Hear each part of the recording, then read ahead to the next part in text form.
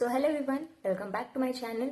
और इस वीडियो में हम आपके साथ डिस्कस करने वाले हैं इंडियन नेशनल कांग्रेस का फॉर्मेशन और इम्पोर्टेंट सेशंस जो भी हुआ है इंडियन नेशनल कांग्रेस का, जो एग्जाम पर्सपेक्टिव से बहुत इंपॉर्टेंट है।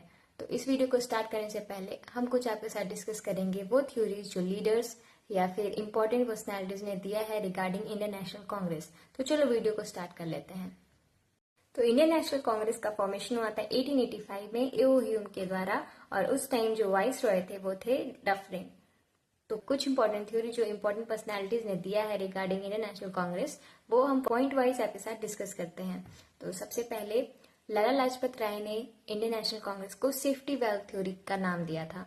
इसका मतलब ये है, लाला लाजपत राय ने उन्होंने ये देखा कि इंडियन नेशनल कांग्रेस का फॉर्मेशन ब्रिटिशर्स ने होने दिया ताकि वो सेफ्टी की तरह काम कर सके और इंडियंस जो रिवोल्ट कर रहे हैं वो कम हो सके। तो नेक्स्ट थ्योरी है फैक्ट्री ऑफ सेडिशन थ्योरी, जो कि डफरिन ने खुद दिया था, क्योंकि उनके अकॉर्डिंग उन्हें ऐसा लगता था कि जो इंडियन नेशनल कांग्रेस है वो क्रांतिकारियों का फैक्ट्री है। जो भी नए नए क्रांतिकारी हैं वो जहां से भी उभर रहे हैं वो मेन इंडियन नेशनल कांग्रेस से ही बन करके आ रहे हैं। मतलब जो भी इंडियन नेशनल कांग्रेस को ज्वाइन करेगा वो अगेंस्ट रहेगा ब्रिटिशर्स का। तो उनका ऐसे मानना था और ये फैक्ट्री बोलते थे आईएनसी को, और कंप्लीटली अगेंस्ट थे आईएनसी के। नेक्स्ट थ्योरी पे चलते हैं, जो कि गोपाल कृष्ण गोखले, महात्मा गांधी के पॉलिटिकल गुरु, उन्होंने दिया था इंडियन नेशनल कांग्रेस को। वो लाइटनिंग कंडक्टर थ्योरी, उन्होंने लाइटनिंग कंडक्टर थ्योरी दिया था इंडियन नेशनल कांग्रेस के रिगार्डिंग। उन्हें ऐसा लगता था कि जो इंडियन नेशनल कांग्रेस है ग्राउंड लेवल पे इंडियंस का जो भी फीलिंग्स है पॉलिटिकल रिगार्डिंग या फिर उनका इमोशनल या जो भी बिलीव्स है उसको आगे रखने में आईएनसी मदद कर सकता है। मतलब उनके बिलीफ को लार्ज स्केल में पहुंचाने के लिए और ब्रिटिशर्स तक उनका अपने बात पहुंचाने का आईएनसी एक तरीका है। तो ये था गोपाल कृष्ण गोखले का मानना। तो आईएनसी का नेम सजेस्ट करने वाले थे दादा भाई नौरोजी, जो आगे चल करके आईएनसी का प्रेसिडेंसी भी संभालते हैं। तो चलो सबसे पहले स्टार्ट करते हैं आईएनसी के सेशंस को वन बाय वन। तो पहला सेशन जो आईएनसी का हुआ था वो बॉम्बे में हुआ था, गोकुलदास संस्कृत कॉलेज में, और इस सेशन को ज्वाइन करने वाले थे 72 डेलीगेट्स, और इस सेशन को प्रिसाइड किया था वंकेश चंद्र बैनर्जी ने। अब वन बाय वन हम इम्पोर्टेंट सेशंस को सिर्फ डिस्कस करेंगे, सारे सेशंस को डिस्कस नहीं करेंगे। जिससे एग्जाम में क्वेश्चन पूछा जाता है उन सेशन को हम ज्यादा प्रेफरेंस देंगे। तो फर्स्ट सेशन के बाद जो सेकंड सेशन हुआ था 1886, इसको प्रिसाइड करने वाले थे दादा भाई नौरोजी, और उन्होंने दो और सेशन को प्रिसाइड किया था 1893 में भी और 1906 में भी। 1906 का जो सेशन था वो इम्पोर्टेंट है, क्योंकि इस सेशन के बाद ही स्वराज और स्वदेशी मूवमेंट और बॉयकट करना, फॉरेन गुड्स को बॉयकट करना, ये सारी चीजें इस सेशन के बाद ही स्टार्ट हुआ था। तो इसलिए ये क्वेश्चन इम्पोर्टेंट होता है कि 1906 का जो सेशन है वो किसने प्रिसाइड किया था। वैसे दादा भाई नौरोजी का जो तीनों सेशन है वो तो इम्पोर्टेंट है ही, तो उसको याद करना। 1886, 1893 और 1906 का, तीन कंप्लीट। तो फर्स्ट मुस्लिम प्रेसिडेंट आईएनसी के जो थे वो थे बदरुद्दीन त्याबजी, और इन्होंने प्रिसाइड किया था 1887 का सेशन।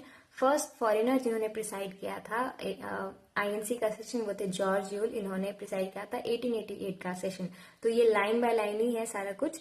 फर्स्ट सेशन आईएनसी का वंकेश चंद्र बैनर्जी, उसके बाद दादा भाई नौरोजी 1886, 1887 में first Muslim president Badruddin Tyabji, और 1888 में फर्स्ट फॉरेनर जो कि थे जॉर्ज यूल।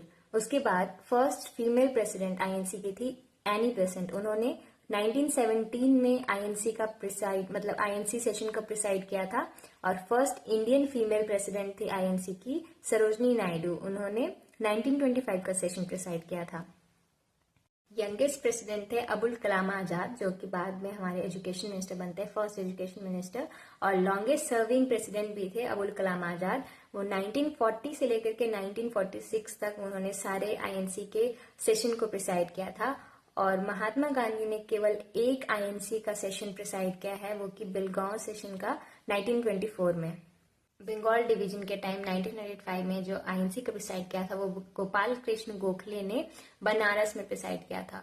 और 1909 मॉर्ले मिंटो रिफॉर्म या फिर इंडियन काउंसिल एक्ट 1909 के टाइम आईएनसी का प्रिसाइड, क्योंकि ये ऐसे ही क्वेश्चन पूछा जाता है आपके एग्जाम में कि जिस वक्त आईएनसी मतलब जिस वक्त मौर्य मिंटो रिफॉर्म आया था उस वक्त का आईएनसी का सेशन किसने प्रिसाइड किया था। तो इसीलिए हम आपको इस तरीके से समझा रहे हैं या इस तरीके से पॉइंट डिस्कस कर रहे हैं ताकि आप एग्जाम में कंफ्यूज ना हो। तो इम्पोर्टेंट ही है ये सारी चीज, क्योंकि ये सारी चीजें कहीं ना कहीं किसी न किसी एग्जाम में पूछा गया है, इसलिए हम आपके साथ डिस्कस भी कर रहे हैं। तो 1905 बंगाल डिवीजन के टाइम गोपाल कृष्ण गोखले ने प्रिसाइड किया था आईएनसी सेशन को बनारस में, और 1909 इंडियन काउंसिल एक्ट या फिर मौर्य मिंटो रिफॉर्म के टाइम मदन मोहन मालवीय ने प्रिसाइड किया था। 1919 में मोतीलाल नेहरू ने प्रिसाइड किया था। उस वक्त मोंटेस्क्यू चर्च फॉर्म रिफॉर्म भी आया था, जिसको गवर्नमेंट ऑफ इंडिया एक्ट 1919 भी बोला जाता है। 1911 में आईएनसी का जो सेशन हुआ था कोलकाता में, अब वहां पे फर्स्ट टाइम जन गण मन नेशनल एंथम गाया गया था, और उस सेशन को प्रिसाइड करने वाले थे बिशन नारायण धर। 1916 जिस वक्त लखनऊ पैक्ट हुआ था, जिसमें कि एक्सट्रीमिस्ट और मॉडरेट्स वापस से मिल गए थे, और मुस्लिम लीग ने भी कांग्रेस का साथ दिया था। मतलब वहां पे पैक्ट हुआ था कांग्रेस और मुस्लिम लीग के बीच में, और इस चीज को इनिशिएट करने वाले थे बाल गंगाधर तिलक।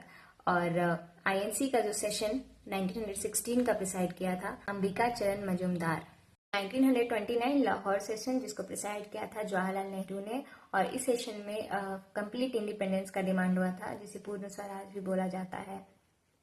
1937 जिसमें 1937 में फर्स्ट रूरल सेशन हुआ था आईएनसी का, जो कि फैजपुर में हुआ था, और इस सेशन को प्रिसाइड किया था जवाहरलाल नेहरू ने। 1931 में आईएनसी का सेशन कराची में हुआ था, और इसी वक्त कराची रेजोल्यूशन भी फेमस है इस सेशन से, क्योंकि वहां से डीपीएसपी मतलब मेन जो बोला जाता है डीपीएसपी का जो आइडिया आया था वो कराची रेजोल्यूशन से आया था, और इस सेशन को प्रिसाइड करने वाले थे सरदार वल्लभ भाई पटेल। 1938 और 1939 दो प्रिसाइड करने वाले थे सुभाष चंद्र बोस, और इस सेशन के बाद 1939 मतलब हरिपुरा और त्रिपुरी सेशन के बाद सुभाष चंद्र बोस।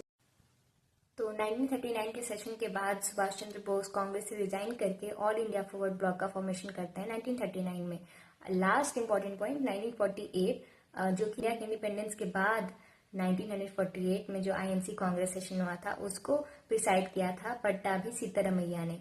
तो कांग्रेस सेशन से रिलेटेड जो इतने भी सेशन हुए थे, जितने भी इंपॉर्टेंट पॉइंट है, वो सारे पॉइंट्स हम इस वीडियो में आपके साथ डिस्कस कर चुके हैं। तो आप इस वीडियो को 2 या 3 बार देख लेंगे तो सफिशिएंट होगा, और एग्जाम से पहले भी आप ये वीडियो देख लीजिएगा तो आपको कांग्रेस से रिलेटेड जितने भी सेशन है उसमें कुछ भी कंफ्यूजन नहीं होगा, और जो भी इंपॉर्टेंट पॉइंट है यहाँ डिस्कस हो चुका है। तो वीडियो में अगर कुछ भी कमी रह गया हो या फिर कुछ फीडबैक है या फिर कुछ पॉइंट छूट गया है तो आप कमेंट करके शेयर कर सकते हैं। हम कोशिश करेंगे कि एक नया वीडियो या फिर कमेंट सेक्शन में उसको पिन कर दे। तो वीडियो कैसा लगा आप कमेंट करके जरूर बताना, और इस वीडियो में बस इतना ही। पसंद आया तो लाइक कीजिएगा, चैनल पे नए हो तो सब्सक्राइब कीजिएगा। मिलते हैं नए वीडियो में एक नए पॉइंट और नए टॉपिक के साथ, तब तक के लिए बाय।